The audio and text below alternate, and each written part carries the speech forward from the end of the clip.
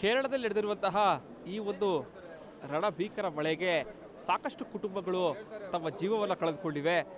ಈಗ ಸದ್ಯ ತಮಿಳುನಾಡಿನ ಅದರಲ್ಲೂ ಕೂಡ ತಮಿಳುನಾಡಿರುವಂತಹ ನಮ್ಮ ಕನ್ನಡಿಗರಾಗಿರುವಂತಹ ಅಮರಾವತಿಯವರು ಕೂಡ ಬದುಕಿ ಉಳಿದು ಬಂದಿದ್ದಾರೆ. ಆ ದಿವಸ ಹೇಗಿತ್ತು ಇದೆಲ್ಲವನ್ನು ಕೂಡ ಅವ್ರ ಬಾಯಿಂದಲೇ ಕೇಳೋಣ. ಅವತ್ತು ಏನಾಯಿತು, ಎಷ್ಟೊತ್ತಿಗೆ ಮಳೆ ಬಂತು, ಹೇಗಿತ್ತು ಪರಿಸ್ಥಿತಿ? 1 ಗಂಟೆಗೆ ಮಳೆ ಬಂತು. ಇವರು ಹೇಳಿದ್ರು ಏನೋ ಸೌಂಡ್ ಕೇಳ್ತದ ಅಂತ. ಆಗ ನಾನು ಹೇಳಿದೆ ಯಾವಾಗ ಮೇಲೆ ಮೇಡಲ್ಲಿ ಹೋಗಿ ನಿಂತ್ಕೊಳ್ಳಿ, ಕೆಳಗೆ ನಿಲ್ಬೇಡ, ಮಳೆ ಬರ್ತದ. ಇವರು ಹೇಳಿದ್ರು ಅದು ಸಾರಲ್ಲ, ಮಳೆ ಏನು ಬರೋದಿಲ್ಲ ಇವರು ಹೇಳಿದ್ರು. ಆಗ ನಾನು ಹೇಳಿದೆ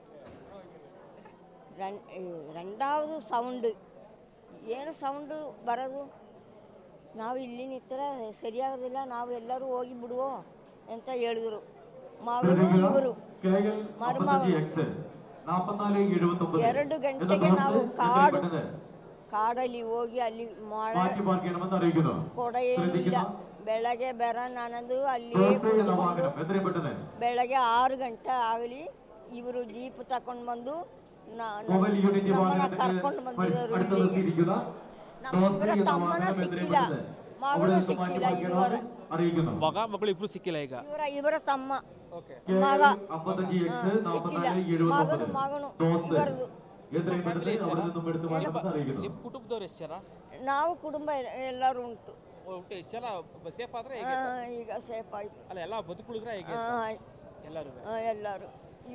ಇವರ ತಮ್ಮ ಮಗ ಸಿಕ್ಕಿಲ್ಲ. ನಮ್ಮ ಮನೆಯೆಲ್ಲ ಏನಾಯ್ತೋ ಒಂದು ನಮಗೆ ಗೊತ್ತಾಗೋದಿಲ್ಲ, ಏನು ಮಾಡೋದಪ್ಪ. ಇನ್ನು ನಮಗೆ ಅಲ್ಲಿಗೆ ಜಾಗ ಮನೆ ಏನು ಬೇಡ, ಇಲ್ಲಿ ಅದಾದರೆ ಎಲ್ಲಿ ಅದರ ಸಿಕ್ಕಿದ್ರೆ ನಾವು ಇಲ್ಲಿ ಇರ್ತೀವಿ. ನಾವು ಅಲ್ಲಿಗೆ ಹೋಗೋದಿಲ್ಲ, ಚೂರಲ್ ಮನೆಗೆ ಹೋಗೋದಿಲ್ಲ, ನಮಗೆ ಏನು ಬೇಡ.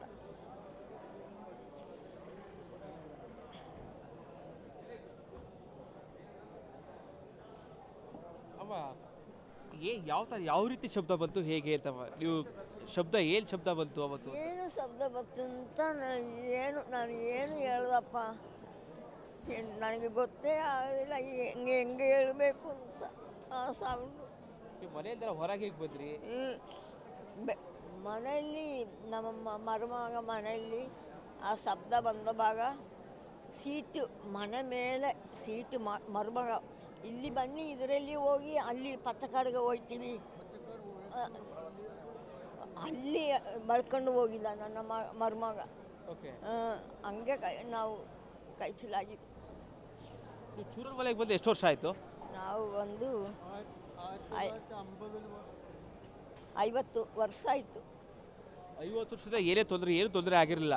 ತೊಂದರೆ ಇಲ್ಲಪ್ಪ, ಮನೆ ಎಲ್ಲ ಹೋಯ್ತು. ಈಗ ಎಲ್ಲ ಹೋಯ್ತು. ಇದುವರೆ ನಾವು നല്ല ಜೀವಿತ. ಈಗ ಮನೆ ಮುಂದಿನ ಜೀವನ ಎಲ್ಲ ಹೇಗೆ, ಎಲ್ಲಿರ್ತೀರಾ, ಹೇಗೆ ಕತೆ ಅಂತ? ನಾನು ಇದಕ್ಕೆ ಮುಂದೆ ಉಂಟು, ಸ್ವಲ್ಪ ಇರೋದು, ಈಗ ಆಗಿಲ್ಲ. ಹಿಂಗೆ ಆಗೋದು ನಮ್ಮ ವಯಸ್ಸಿಗೆ ಈಗ ಫಸ್ಟು ಹಿಂಗೆ ಆಗಿದ್ದು. ನಿಮ್ಮ ಮಕ್ಕಳೆಲ್ಲ ಎಲ್ಲಿದ್ದಾರಮ್ಮ? ಮಕ್ಕಳು ಇಲ್ಲಿ ಉಂಟು, ಎಲ್ಲ ಇದ್ದಾರೆ. ಮಕ್ಕಳು 3 ಮಕ್ಕಳು ನನಗೆ, ಎಲ್ಲರೂ ಇಲ್ಲಿ ಜೊತೆಲಿದ್ದಾರೆ. ನನ್ನ ಸಣ್ಣ ಮಗಳು ನೆನ್ನೆ ಹೋಗಿದ್ದಪ್ಪ ಅಲ್ಲಿಗೆ, ಕೊಯಮತ್ತೂರು. ಮಕ್ಕಳು ಅಲ್ಲಿ ಉಂಟು. ಅಮ್ಮ ನಾನು ಮಕ್ಕಳು ನೋಡಿ ಬರ್ತೀನಿ, ನೀವು ಇಲ್ಲಿ ಸೇಫ್ಟಿಯಾಗಿ ಇರಿ ಅಂತ ಹೇಳಿಬಿಟ್ಟು ಸಣ್ಣ ಮಗಳು ಅಲ್ಲಿ ಹೋಗಿದ್ದು. ಅವಳು ಅಲ್ಲಿ ಇರ್ತದೆ. ನಾನೀಗ ಹೇಳಿದೆ ನೀವು ಬರಬೇಡ, ನಾವು ಇಲ್ಲಿ ಇರ್ತೀವಿ, ಬರಬೇಡ ಅಂತ ಹೇಳಿದೆ. ದೊಡ್ಡ ಮಗಳು ಬೇರೆ ಮಕ್ಕಳೆಲ್ಲ ಇಲ್ಲಿ ಉಂಟು. ಮಳೆ ಬರುತ್ತೆ ಅಂತ ಫಸ್ಟೇ ಗೊತ್ತಿತ್ತಾ, ಹೇಳಿದ್ರ ಹೇಗೆ ಅಂತ? ಹೇಳಿಲ್ಲಪ್ಪ, ಹೇಳಿದ್ರೆ ನಾವು ಏನಾಗ ಮಾಡಿದೀವಲ್ಲೋ, ಹೇಳಿಲ್ಲಲ್ಲೋ.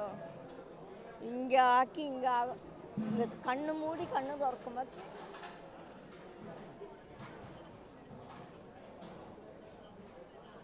ಫುಲ್ ನೀರು, ಯಾಕಂದ್ರೆ ಅಲ್ಲೆಲ್ಲ ನಾವು ಆ ಸ್ಪಾಟ್ಗೆ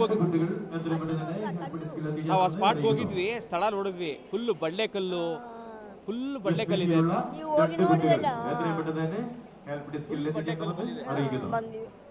ಫುಲ್ ನೀರು ಬಂಡೆಕಲ್ ಅಷ್ಟೇ ಇರೋದು. ಅವಳ ಅಲ್ಲಿ ಬೇರೆ ಏನೂ ಇಲ್ಲ ಮನೇಲಿ ಅಲ್ಲಿ ಇರೋ ಈ ಫಸ್ಟ್ ಊರು ಎಂತ ಹೇಳಕ್ಕೆ ಆಗೋದಿಲ್ಲ ಈಗ ಹಂಗೆ ಉಂಟು ಅಲ್ಲಿ.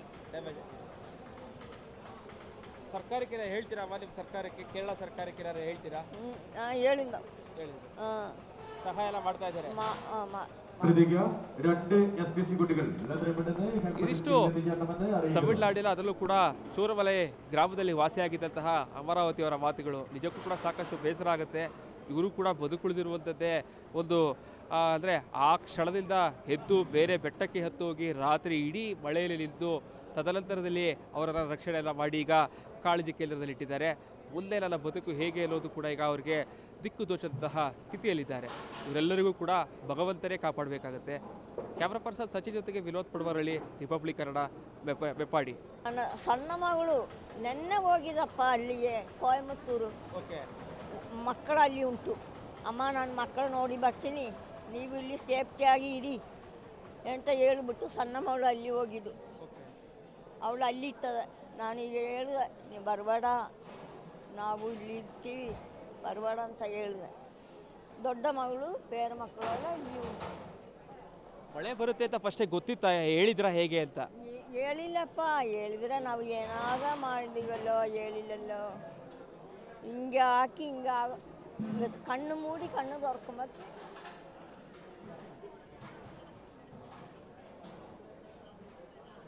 ಫುಲ್ ನೀರು.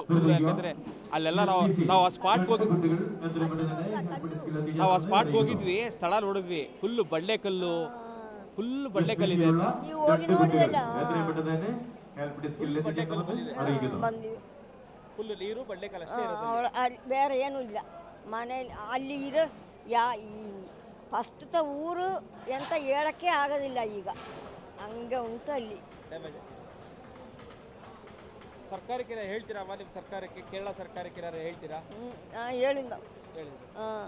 ಸಹಾಯ ಎಲ್ಲ ಮಾಡ್ತಾ ಇದ್ದಾರೆ.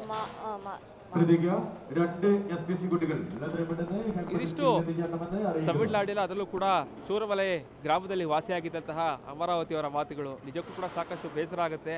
ಇವರು ಕೂಡ ಬದುಕುಳಿದಿರುವಂಥದ್ದೇ ಒಂದು ಅಂದರೆ ಆ ಕ್ಷಣದಿಂದ ಎದ್ದು ಬೇರೆ ಬೆಟ್ಟಕ್ಕೆ ಹತ್ತು ಹೋಗಿ ರಾತ್ರಿ ಇಡೀ ಮಳೆಯಲ್ಲಿ ನಿಂತು ತದನಂತರದಲ್ಲಿ ಅವರನ್ನು ರಕ್ಷಣೆ ಎಲ್ಲ ಮಾಡಿ ಈಗ ಕಾಳಜಿ ಕೇಂದ್ರದಲ್ಲಿ ಇಟ್ಟಿದ್ದಾರೆ.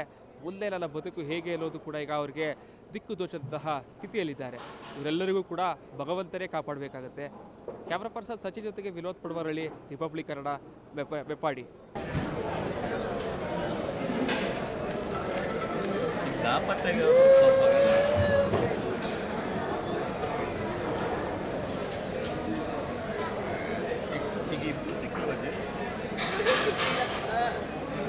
ಎಲ್ಲಿ ಇರೋದು ಅಂತ ಗೊತ್ತಾಗೋದು, ಅವರು ಸಿಕ್ಕಿಲ್ಲ.